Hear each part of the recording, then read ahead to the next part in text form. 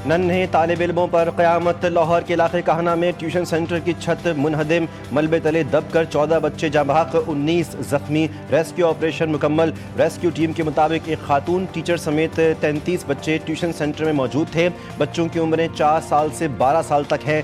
Tuition centre की इमारत में सुबह के औकात में स्कूल है। बच्चे स्कूल की एकेडमी में ट्यूशन पढ़ने आए हुए थे। पुलिस के मुताबिक ट्यूशन सेंटर की बालाई मंजिल पर तामीराती काम हो रहा था। ट्यूशन सेंटर के ग्राउंड फ्लोर पर बच्चे पढ़ रहे थे। मालिक मकान समेत 2 अफराद जेर हिरासत।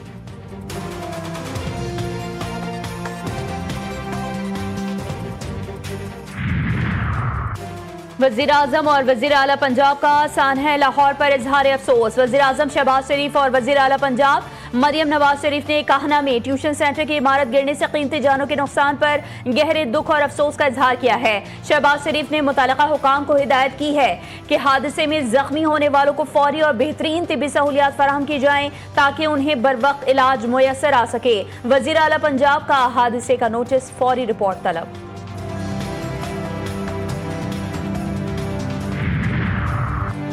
Chairman peoples party Bilawal Bhutto और गवर्नर पंजाब का लाहौर में ट्यूशन सेंटर की छत गिरने से जाँ बहक होने वाले बच्चों के लवाहिकीन से इजहार अफसोस। बिलावल भुट्टो ने अपने बयान में कहा कि कहना में कछवाना रोड के करीब होने वाले अफसोसनाक सानहे से शदीद सदमा हुआ। इमदादी रज़ाकार, असातिज़ा और बच्चों के रेस्क्यू के हवाले से अपनी बेहतरीन फ़र्ज शनासी का मुजाहरा करें। गवर्नर पंजाब सलीम हैदर खान ने भी कहना वाक़े पर अफसोस का इजहार करते हुए कहा, मासूम बच्चों की जानों के ज़ियाँ पर बहुत दुख हुआ। ज़ख्मी बच्चों की तिब्बी इमदाद में कोई कसर ना छोड़ी जाए।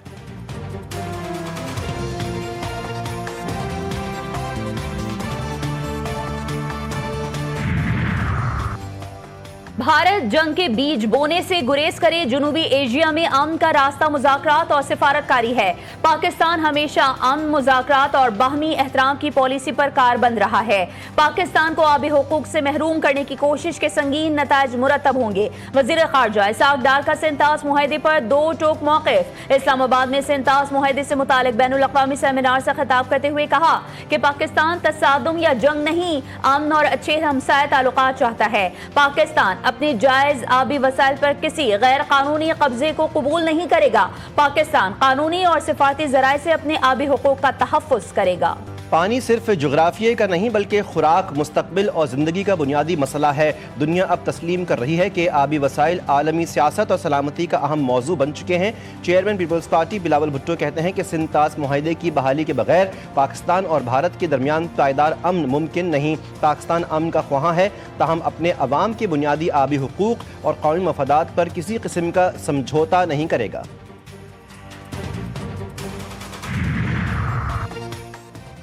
पाकिस्तान के अवाम का दरियाए सिंध के पानी पर पूरा हक है। भारत ने पानी में रुकावट डाली तो भरपूर जवाब दिया जाएगा। पाकिस्तान के लिए पानी महज एक कुदरती वसीला नहीं बल्कि बका का मामला है। वफाकी वज़ीर इत्तलात अताउल्लाह तारड़ का सिंतास मुआहदे से मुतालिक बैनुल अक़वामी सेमिनार से खिताब, कहा कि दरियाए सिंध के पानी के तहफ़्फ़ुज़ के लिए हर तरीका अपनाएंगे। पानी रोकने की कोशिश की गई तो कौमी क़यादत मौसर जवाब देने के लिए पुरअज़्म है। वफाकी वज़ीर मुसद्दक़ मलिक ने कहा कि भारतीय आबी जारहियत से 6000 पाकिस्तानी जाँ बहक हो चुके हैं।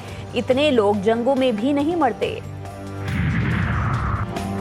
भारत चिनाब का रुख मोड़कर पानी का बहाव मुतासर करने जा रहा है। भारत की जानिब से चिनाब ब्यास लिंक की तामीर गैर कानूनी है। Commissioner Indus water treaty Syed मेहर अली शाह कहते हैं, मुआहदे के मुताबिक भारत चिनाब का पानी ब्यास में नहीं डाल सकता। भारत इस लिंक पर पाकिस्तान को मुआयने की इजाज़त देने का पाबंद है। पानी लोगों की जिंदगियों से जुड़ा है, इसे बतौर हथियार इस्तेमाल नहीं किया जा सकता।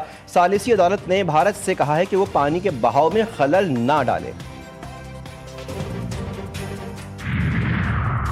भारत आलमी क़वानीन का मुहाफ़िज़ नहीं, कानून शिकन बन चुका है। भारत यकतरफ़ा तौर पर सिंतास मुआहदा मुअत्तल या ख़त्म नहीं कर सकता। सिंतास मुआहदे में तब्दीली सिर्फ पाकिस्तान और भारत की बाहमी रजामंदी से ही मुमकिन है। साबिक़ वज़ीर ख़ारजा हिना रब्बानी खर ने सिंतास मुआहदे से मुतालिक बैनुल अक़वामी सेमिनार से खिताब करते हुए कहा कि भारत को मुआहदा तोड़ने की इजाज़त मिली तो आलमी निज़ाम के लिए ख़तरनाक मिसाल कायम होगी। ये सिर्फ पाकिस्तान का नहीं, पूरे बैनुल अक़वामी निज़ाम का मसला है।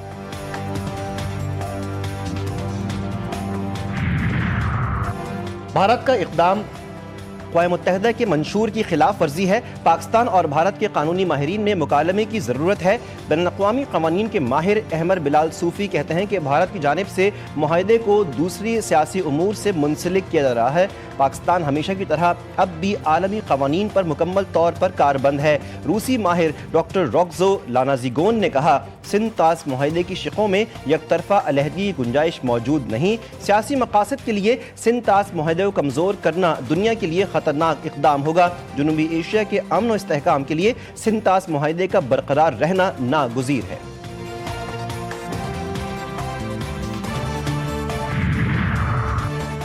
امریکہ کے ساتھ عارضی سمجھوتے پر عمل درآمد سے متعلق قطری ثالثوں سے بات چیت ہوگی۔ امریکہ کے ساتھ عارضی سمجھوتے میں شامل منجمد اثاثوں کی واپسی پر بھی بات چیت ہوگی۔ قطری ثالثوں کے ساتھ دوحہ میں کل بات چیت کا امکان ہے۔ ترجمان ایرانی وزارت خارجہ اسماعیل بقائی کی نیوز کانفرنس کہا کہ لبنان سے متعلق ایران کا موقف بالکل واضح ہے۔ امریکہ کی جانب سے وعدوں کی پاسداری مفاہمتی یادداشت کے متن سے جانچی جائے گی۔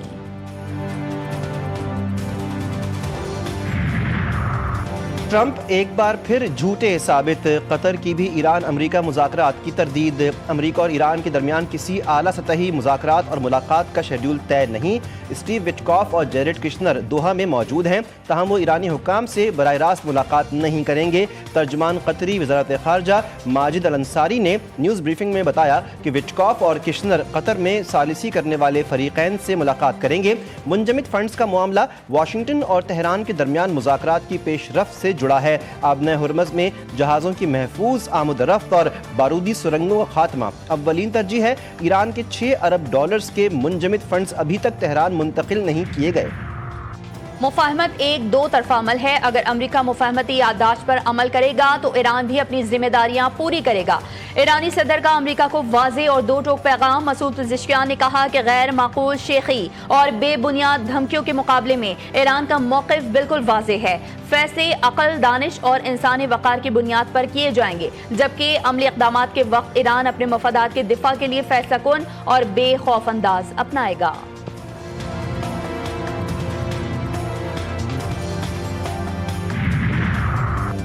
ایران جوہری ہتھیار نہ رکھنے پر آمادہ ہے، ٹرمپ کا دعویٰ۔ اوول آفس میں میڈیا سے بات چیت میں امریکن صدر نے کہا، رواں ہفتے قطر میں امریکہ اور ایران کے درمیان ہونے والا اجلاس اہم بھی ثابت ہو سکتا ہے اور نہیں بھی۔ عالمی منڈی میں پیٹرولیم مصنوعات کی قیمتیں مسلسل نیچے آ رہی ہیں۔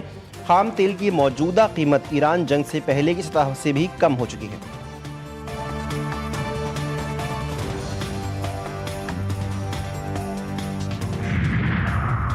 وفاقی وزیر داخلہ محسن نقوی سعودی عرب کے دورے پر۔ سعودی ہم منصب شہزادہ عبدالعزیز بن سعود سمیت دیگر اہم شخصیات سے ملاقاتیں کریں گے۔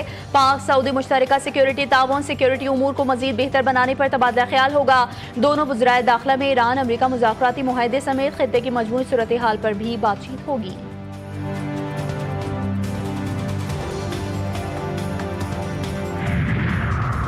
حکومت کو تجویز دی ہے کہ مولانا کی ثالثی پیشکش سے فائدہ اٹھایا جائے جب بھی مشکلات ہوں۔ مولانا صاحب کے تجربات سے فائدہ اٹھاتے ہیں۔ چیئرمین پیپلز پارٹی بلاول بھٹو نے سربراہ جمعیت علماء اسلام مولانا فضل الرحمان سے ان کی اسلام آباد والی رہائش گاہ میں ملاقات کے بعد میڈیا سے بات کرتے ہوئے کہا کہ ہم سب کی خواہش ہے کہ آزاد کشمیر کا مسئلہ حل ہو۔ بہت ضروری ہے کہ آزاد کشمیر کے الیکشن صاف شفاف ہوں۔ مولانا فضل الرحمان نے کہا کہ قومی معاملات کچھ ایسے ہوتے ہیں جن کے باعث آپس میں رابطے ہوتے ہیں۔ حکومت میں بلاول بھٹو بھی موجود ہیں۔ وزیر اعظم کو بھی پیغام جا رہا ہے۔ امید ہے وزیر اعظم مثبت قدم اٹھائیں گے۔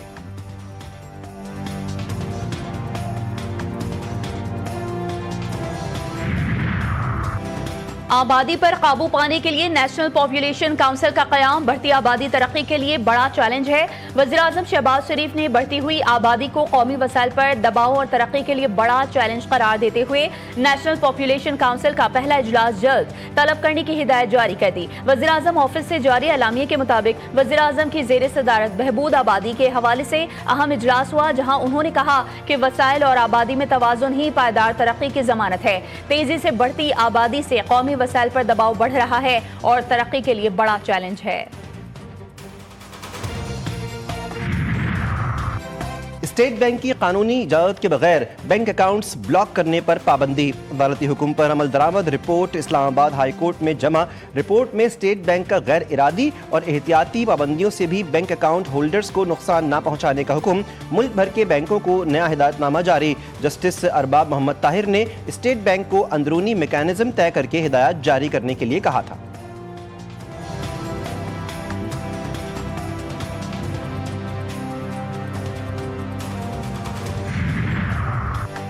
اڈیالہ جیل منتقلی کے دوران پولیس حراست سے خطرناک قیدیوں کا فرار، اسلام آباد پولیس کی ابتدائی تحقیقات مکمل۔ اسلام آباد کے علاقے سہالہ کے پاس 14 قیدی فرار ہوئے، 4 قیدیوں کو دوبارہ گرفتار کر لیا گیا۔ آئی جی پنجاب کا notice, S P headquarter Mudassar Iqbal کو ان کے عہدے سے فارغ کر دیا گیا اور ڈی ایس پی امتیاز احمد کو فارغ کیا گیا۔ ڈیوٹی انچارج سمیت 5 پولیس اہلکار زیر حراست، ان کے موبائل فون کا ڈیٹا چیک کرنا شروع کر دیا گیا کہ کہیں کسی نے اندر سے مدد تو نہیں کی تھی۔ فرار ہونے والے قیدی معمولی چور نہیں بلکہ قتل، خطرناک ڈکیتیوں اور اقدام قتل جیسے سنگین جرائم میں ملوث ہیں۔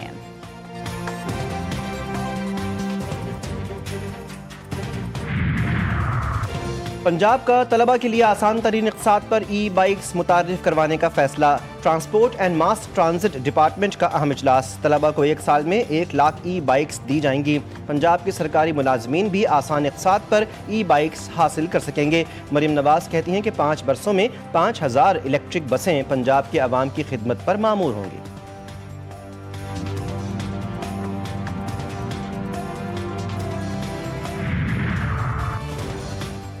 شہید ایرانی سپریم لیڈر آیت اللہ علی خامنائی کی نماز جنازہ میں 2 کروڑ افراد کی شرکت متوقع۔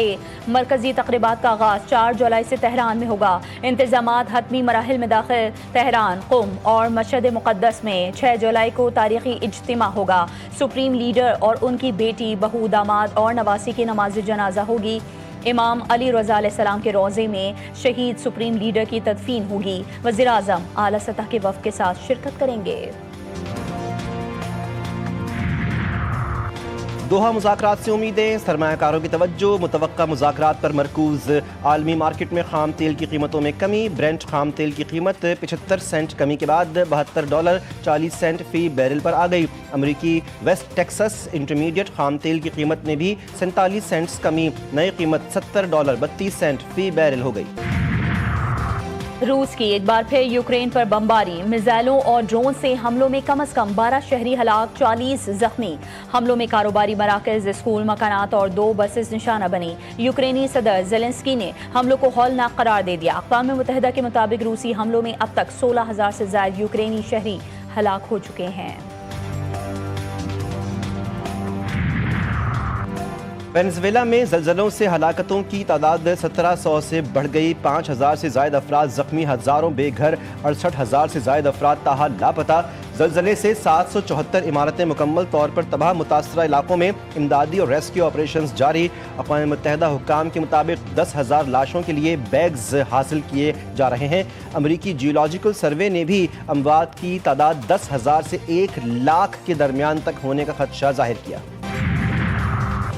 ملک بھر میں مانسون بارشیں شروع ہونے کی پیش گوئی، سیلابی صورتحال کا خدشہ، کل سے ملک میں مانسون بارشوں کا پہلا باقاعدہ اسپیل متوقع۔ محکمہ موسمیات کے مطابق پنجاب، خیبر پختونخوا، گلگت بلتستان، آزاد کشمیر، شمالی بلوچستان اور بالائی سندھ میں آندھی اور گرج چمک کے ساتھ بارش اور سیلابی صورتحال کا خدشہ۔ 1 سے 6 جولائی کے دوران اسلام آباد، راولپنڈی، مری، گلیات، لاہور، گجرانوالہ، سیالکوٹ، ناروال، گجرات، جہلم، چکوال اور اٹک میں وقفے وقفے سے بارش متوقع۔